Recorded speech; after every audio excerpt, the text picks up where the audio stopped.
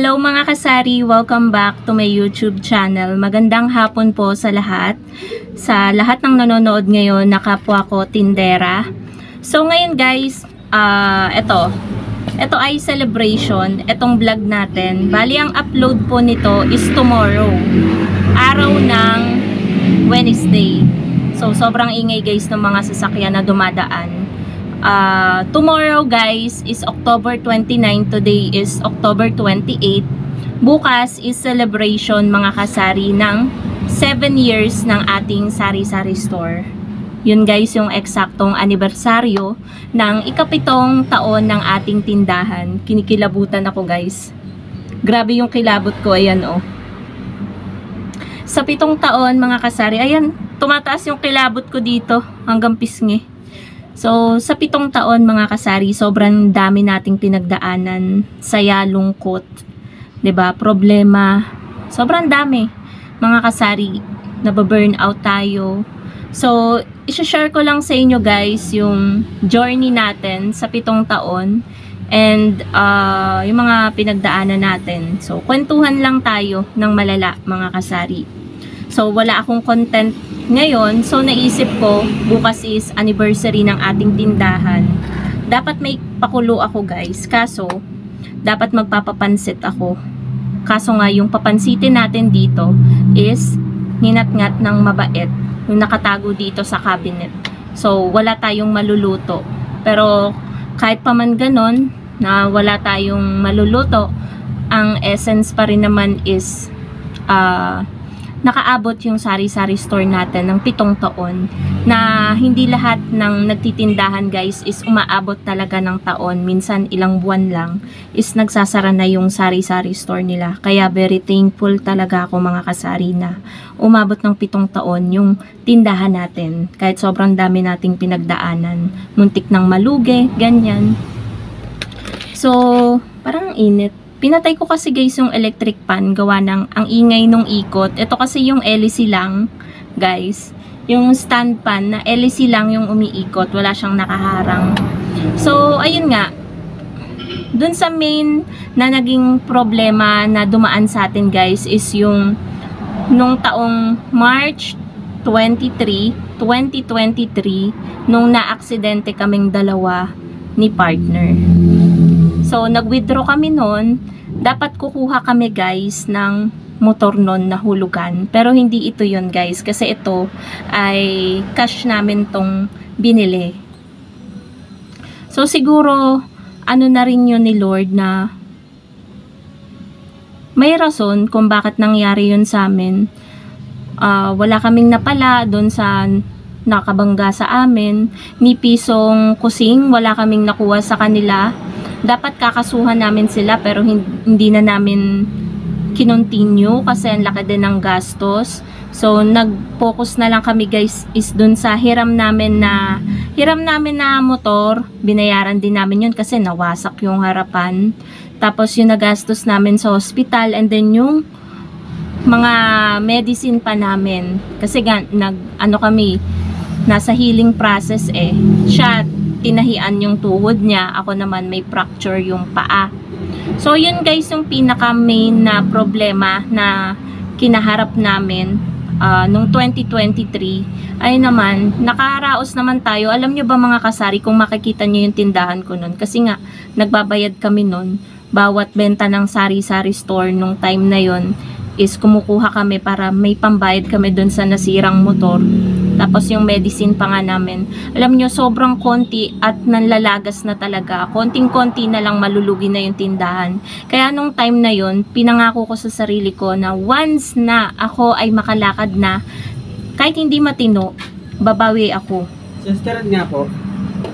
So, ayun nga mga kasari, pinangako ko sa sarili ko noon na babawi ako sa sari-sari store ko once na makalakad na ako. At ayun, nagawa ko mga kasari. Ito na ngayon yung tindahan natin. Yung dating iilang peraso na lang na laman ng mga, itong patungan ng mga delata ngayon, ayan na siya ngayon. May tao lang ulit guys. Pahinto-hinto na tayo guys. may naghahanap guys ng champion. Ngayon kasi hindi ako bumibili ng champion, yung tinitimpla na chocolate drink mga kasari. Hindi ako bumibili kasi wala naghahanap. Kapag meron ako, wala naghahanap. Kapag ubos, may naghahanap. Ganun talaga mga kasari. Meron kasi ako dito, isang twin pack na lang yung natira, hinati ko, kinapi ko nung isang araw. Kasi nga walang bumibili, baka abutan ng expiration. Kaya hindi ako bumibili. Tapos ngayon naman may naghahanap, isa lang naman. Pero hindi pa rin ako guys bibili. Kasi mahirap na wala namang nabibilhan na 5 twin pack lang. Kailangan Thai talaga yung bibilin mo, baka abutan ng expiration. So, ayun. Tapos ito, halos wala na tayong chichirya nung time na yon, nung na-aksidente kami guys. Basta yun guys, sobrang palugi na talaga nung sari-sari store nun. Ayan, medyo dumidilim lang. Tapos, ayun, balikan naman natin mga kasari is nung nagsisimula tayo or nung nagsimula tayong magtindahan. Yun guys, siguro ilang beses nyo na tong maririnig sa akin na ako ay nagsimula lamang sa puhunan na 4,200 pesos noong 2018, October 29. Bukas talaga guys yung anniversary ng tindahan. So, 7 years na yung sari-sari store natin. Ngayong October 29, 2025. Ayun nga, konti lang nun guys 3 peraso ng iba't ibang items, yung mga basic na items lang, mga naka-pouch na ganyan, tapos 2 or 3 delata, ganyan. Tapos sa pansit canton, tagta 3 klase or 5 klase, ganyan lang. Tapos sa biskwit yata 3. Ayun guys, pasensya na at merong bumili. Ewan ko, nagtataka ako. Ngayon sunod-sunod yung bumibili. Walang nabili naman dito sa kabila. Kaya akala ko sarado, pero bukas naman daw, sabi nung bumili. So, ayun guys. Ano ba? Ayun, tag-ilang klase lang nung nagsisimula tayo. Wala pa tayo ng bigas, wala pa tayong soft drinks, wala pa tayong sigarilyo. Lately na lang tayo naging nagkaroon ng mga ganun Minsan guys, kapag nire-review ko yung upload ko na vlog, minsan 'di ba parang napuputol-putol, biglang tumitigil. Ewan ko kung ba't nagkakaganon ngayon yung cellphone ko. Ito kasi ay 2022 pa. 3 years na yung cellphone natin. Siguro nga nahingi na ng kapalit. Tapos laging full yung storage niya. Pero wala pa tayong pambili ng wala pa tayong pambili ng... Ako kasi guys, hindi ako materialistic. Basta nagagamit pa yung cellphone, napapagtiyagaan pa, ginagamit ko pa talaga. Ganun guys, hindi talaga ako bumibili ng yung sumusunod sa uso. Ganun, kahit may pera kang hawak, hindi. Uunahin ko talaga guys kung ano yung kailangan talaga. Ganun ako guys. Kahit nung medyo pa ako, yung teenager, ganun talaga mga kasari. Mahilig akong ano ba yon, yung kuripot ako sa sarili ko, ganon. Tapos ano pa ba mga kasari yung ayun, tulad nung nakaraan nakapag-vlog ako na ito mga pinagdaanan natin sa 7 taon. Hindi lang isang beses ako na burnout mga kasari, na parang pagod na pagod ako, sawang-sawa ako, parang gusto ko magsara maghapon ng tindahan, ganyan. Tapos parang problemado ka, masakit ang katawan mo, ganyan. Parang stress, ganyan mga kasari. So, nararanasan natin yan. Syempre, ikaw ba naman, 'di ba? Ilang taon, araw-araw kang bukas, wala kang rest day. Kahit linggo open ka, mapapagod ka talaga at magsasawa sa ginagawa mo. Wala kang ibang nakikitang environment. Panay, tinda ka lang maghapon, mamamalengke ka, dun ka lang nakakalabas, 'di ba? Nakakasawa din mga kasari, pero tayo ay nagtsatsaga dahil ito yung hanap buhay natin. Ayan, naghahang na talaga yung cellphone ko. Ayun nga mga kasari, tayo ay nagtsatsaga dahil ito nga yung hanap buhay natin. Wala naman tayong ibang pinagkakakitaan bukod itong sa pagbablog natin na parang part-time lang naman, 'di ba? Hindi naman tayo buwan-buwan sumasahod dito. So, ayun guys, ang masasabi ko na lang is happy 7th year anniversary sa atin, Sari-Sari Store. Ayun. And sa akin din, guys, iko-congrats ko yung sarili ko kasi napakasipag ko, nagtiyaga ako, nagpursigi ako, at mahal ko itong aking tindahan. Ayun po. Yun lang, mahalin lang natin guys kung ano yung itinayo nating negosyo. Magsipag tayo, magtiyaga tayo, panigurado, lalago yung negosyo. Kung ano mang negosyo yung sinimulan po natin. Talagang naghahang na po yung aking cellphone. So, yun lang mga kasari. Yun lang ang masishare ko sa inyo. Yan lang yung yaw-yaw ko sa inyo. Sa mga pinagdaanan natin. Yan yung mga basic lang naman na pinagdaanan natin na hindi na problema, struggle, ganyan. Pero madami pa rin naman guys na magagandang memories. Ito, share ko din sa inyo. Dahil sa pagbablog ko, nakuha din ako ng kondura.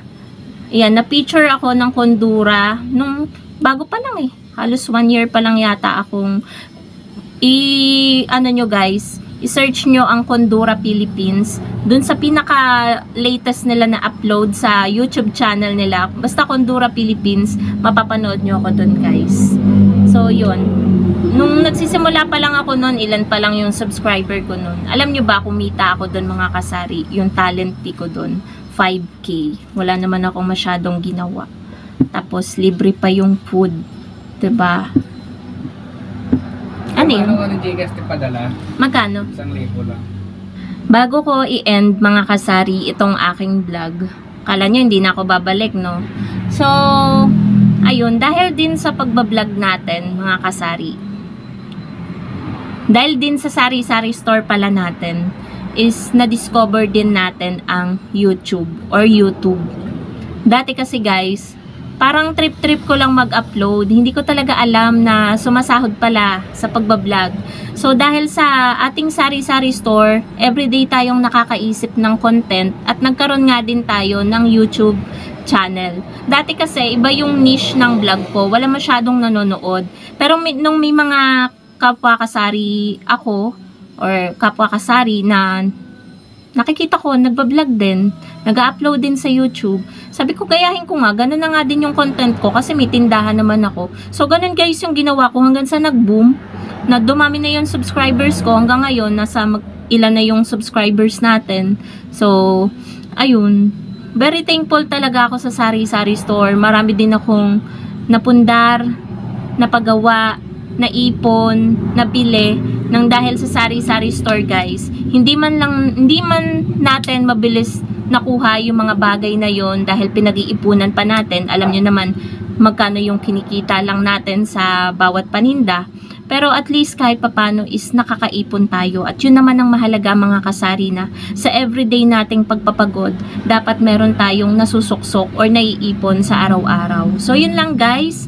Happy 7th year anniversary sa ating lahat. Ito ay celebration guys. So, etong vlog na to ay i-upload ko tomorrow. So, today is Tuesday.